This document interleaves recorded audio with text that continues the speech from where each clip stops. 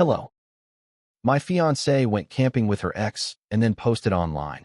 Why do men get jealous when women have male friends? Insecure? I didn't say a word, just changed the locks, packed her stuff, and told her parents the wedding was canceled while she kept calling.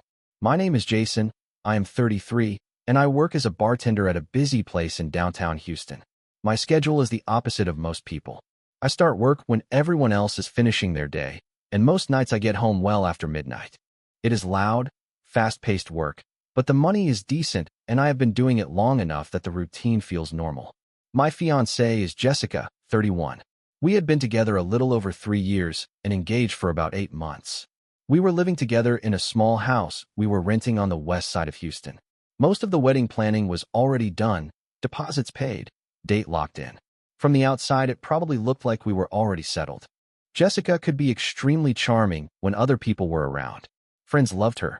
My coworkers liked her the few times she stopped by the bar after a shift. But in private, she had this habit of turning basic conversations into weird little power plays. If I asked a reasonable question, she would roll her eyes and act like I was insecure. If something bothered me, she would frame it like I was trying to control her instead of just talking like adults. One of the recurring themes was her ex, Jeffrey. He never completely disappeared from her orbit. He was not around enough to cause a direct argument, but he was always somewhere in the background. A reaction to one of her posts. An inside joke comment. Occasionally, she would mention some random story from years ago that somehow involved him. Whenever I noticed, Jessica handled it the same way. Calm smile, slightly amused tone, and the same explanation every time. He is just a friend now. You are overthinking it. Not everything has to be a problem. For a long time, I let it go because technically nothing had happened that crossed a clear line.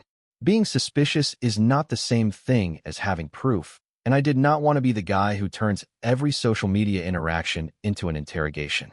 That changed one Thursday night in late May. Jessica told me she was going camping for the weekend.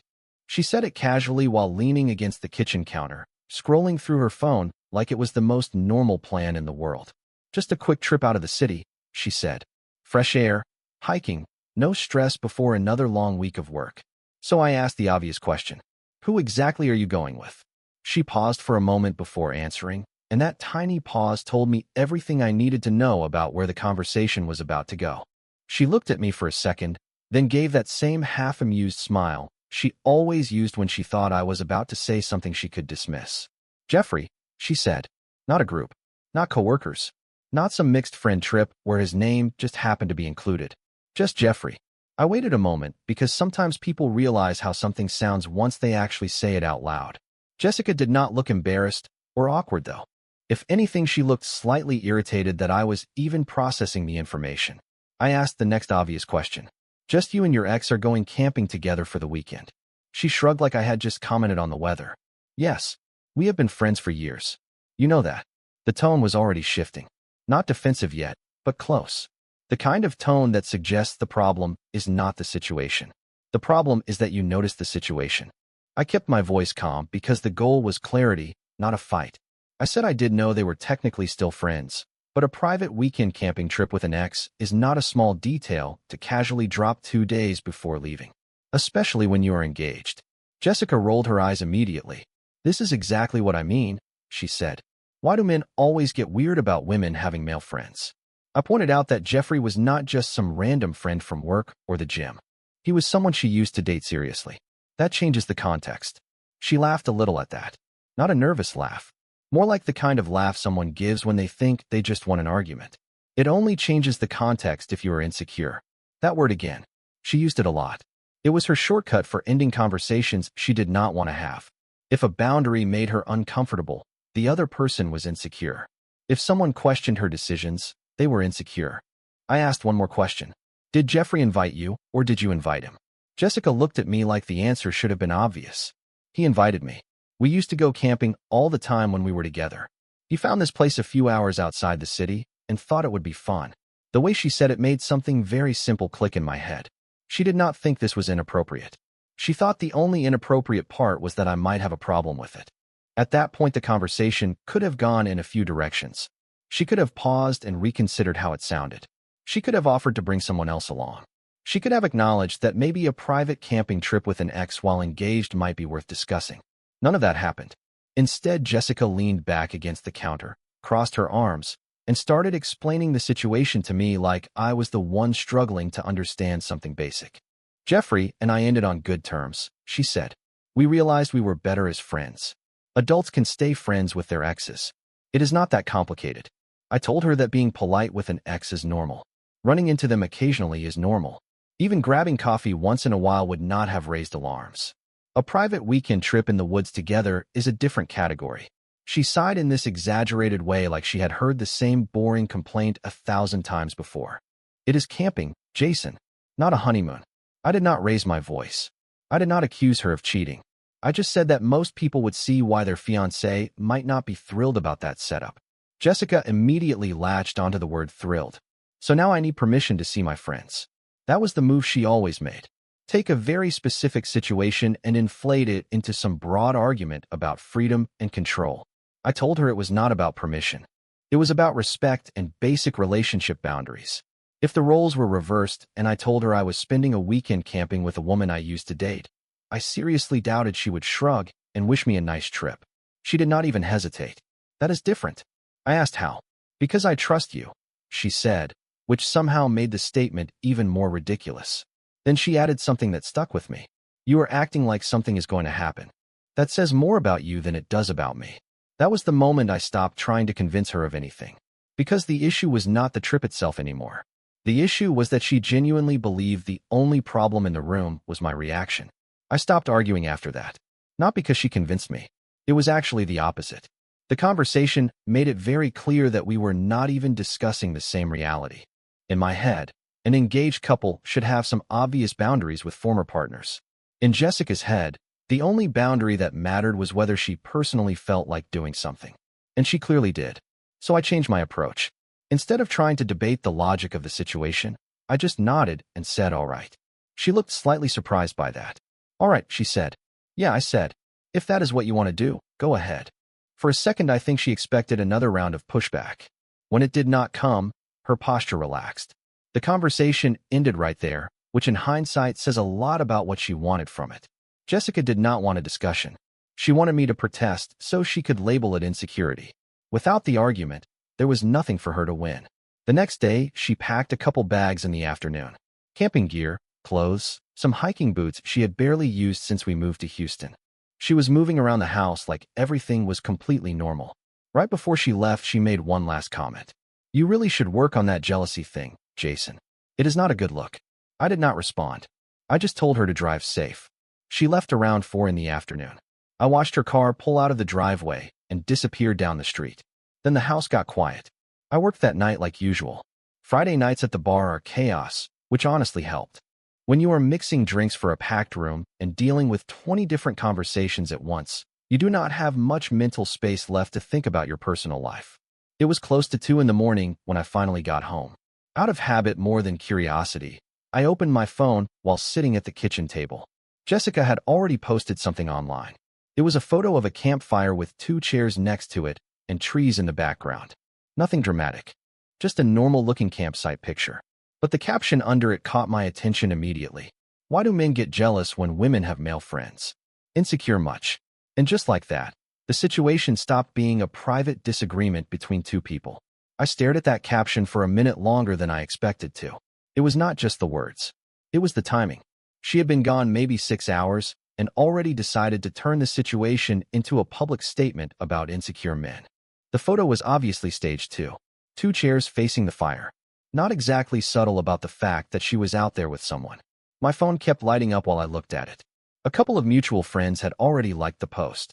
One even commented something about how people should mind their own business in relationships. That was the moment something in my head settled. Up until then, there had still been a small part of me wondering if I was overreacting. That post removed any doubt. It was not just that she went camping with her ex. She also decided to frame the entire thing publicly like I was some jealous stereotype. I did not leave a comment. I did not text her. I did not call. Instead, I opened my laptop and started handling things one by one. First thing Saturday morning, I called the landlord. The lease was in my name because I had rented the place before Jessica moved in. I explained that my fiancé had moved out and I wanted to change the locks. The landlord did not ask many questions. By noon, a locksmith was at the house and the locks were replaced. After that, I started packing. Jessica had a lot of things scattered through the house. Clothes in the closet, makeup in the bathroom, random decorations she had bought for the wedding. I took my time and packed everything neatly into boxes and a couple of large storage bins. Then I moved the boxes into the spare room and stacked them along the wall. The next call was to the wedding venue. Most of the deposits were already paid, so I knew some of that money was gone. Still, canceling early was better than letting things drag closer to the date. The coordinator sounded surprised when I told her the wedding was off, but she handled it professionally and confirmed everything would be canceled. After that, I called the caterer and the photographer. By late afternoon, the entire wedding was officially gone. Jessica was still out in the woods somewhere with Jeffrey. Her phone started calling me around that time. I let it ring. Jessica's calls kept coming in while I was finishing the last of the cancellations. At first, it was just one or two. Then it started repeating every 10 or 15 minutes. I did not pick up any of them. If she wanted to spend the weekend making statements online about insecure men, she could also deal with the consequences without a live audience. By early evening, I realized there was one conversation that was going to happen sooner or later anyway. Her parents. They were already invited to the wedding, obviously. Flights had been discussed. Her mother had been sending Jessica links to decorations for months. If the wedding was officially canceled, it made more sense for them to hear it directly instead of finding out through rumors or social media. So I called her dad. He answered on the second ring. We had always gotten along well enough. Nothing overly close, but respectful. The kind of relationship you expect with future in-laws. Hey Jason, he said. Everything all right? I kept it simple. I told him the wedding was canceled and that Jessica would need to pick up her things when she got back into the city.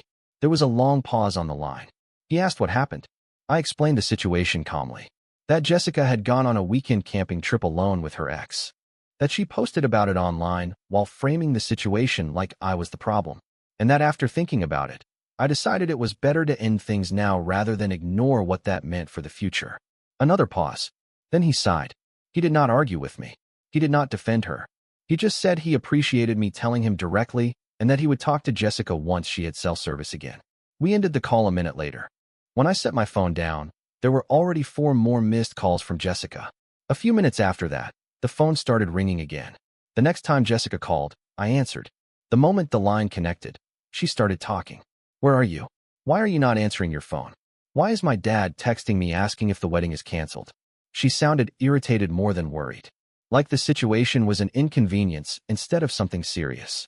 I let her finish before saying anything. Then I told her calmly that yes, the wedding was canceled. There was a pause on the other end of the line. What are you talking about? I explained everything in a straightforward way. I told her I saw the post she made about insecure men. I told her that spending the weekend camping with her ex while publicly mocking the situation was not something I was willing to build a marriage around. She immediately went into the same defensive tone she used during our kitchen conversation. You are seriously blowing this out of proportion. I did not argue with her. I just kept explaining what I had already done. I told her the locks on the house had been changed. I told her all of her things were packed and waiting in the spare room. I told her the wedding venue, the caterer, and the photographer had all been notified that the wedding was canceled. The silence on the phone lasted longer this time. Then she started talking again, but the tone had shifted from irritated to angry. You changed the locks. Jason, are you serious right now? Yes. You cannot just decide things like this because you are jealous. I told her it was not about jealousy. It was about clarity.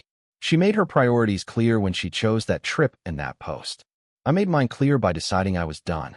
She tried a few more angles after that, saying I was overreacting, saying Jeffrey was just a friend, saying I was ruining our future over something small. But the decision had already been made hours earlier. When she finally paused, I told her one last thing. Her boxes would stay in the spare room for 2 weeks. She could arrange a time with the landlord to pick them up. Then I ended the call. Right after that, I blocked her number. Jessica showed up Sunday evening.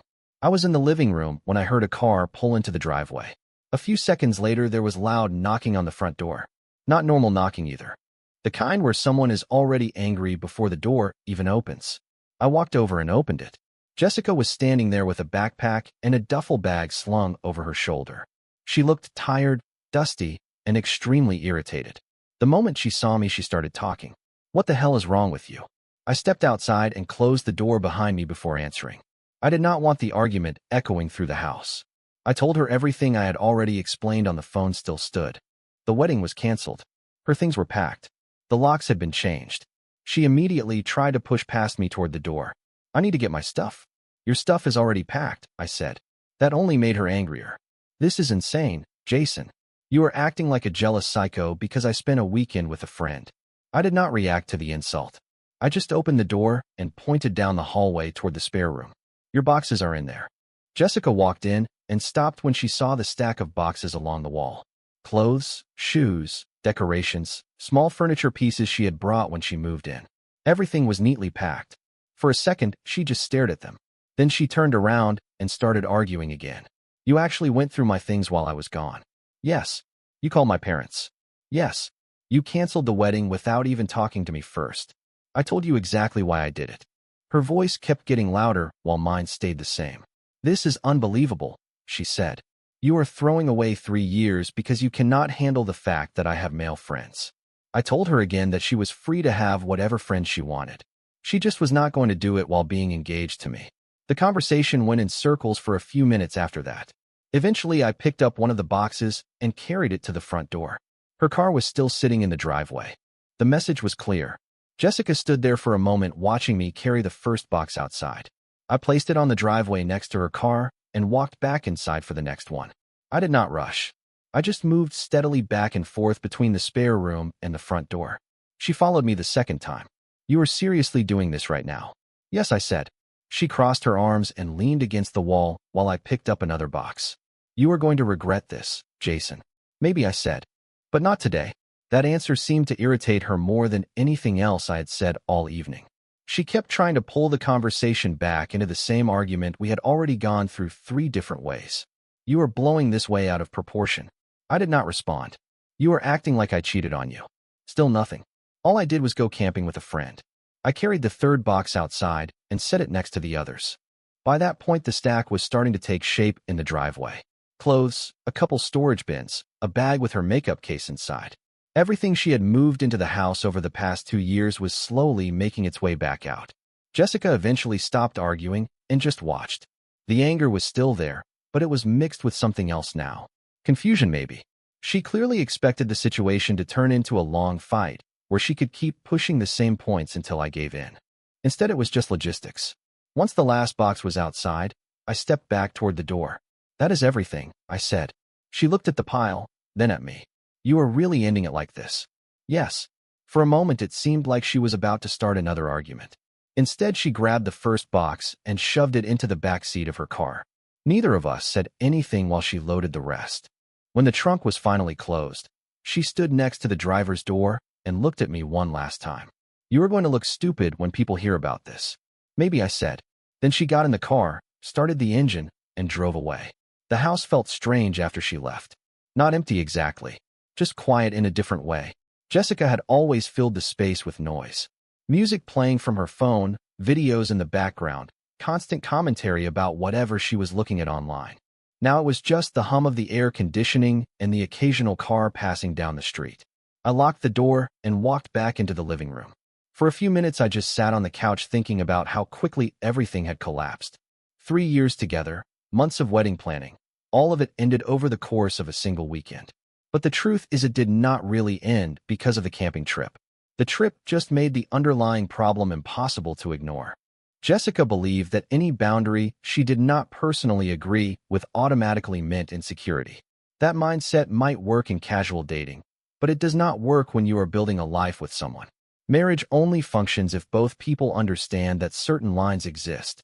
The camping trip crossed one of those lines. The public post about insecure men made it clear she did not even see the line. Later that night, I checked my phone again. Jessica had already posted something else. This time it was vague. Something about how some men cannot handle independent women and how sometimes people reveal their true colors right before a wedding. A few friends messaged me asking what happened. I did not get into a long explanation. I just told them the engagement was over and that it was the right decision for me. That was the last time I looked at her social media. The following week, I went back to work like normal. Same bar, same loud Friday nights, same routine I had before the relationship started. A couple of friends later told me Jessica was telling people I had a jealousy problem. Maybe some people believe that. Honestly, it does not matter. If someone thinks expecting basic respect from your fiancé counts as insecurity, They are free to go camping with their ex too. Bye-bye.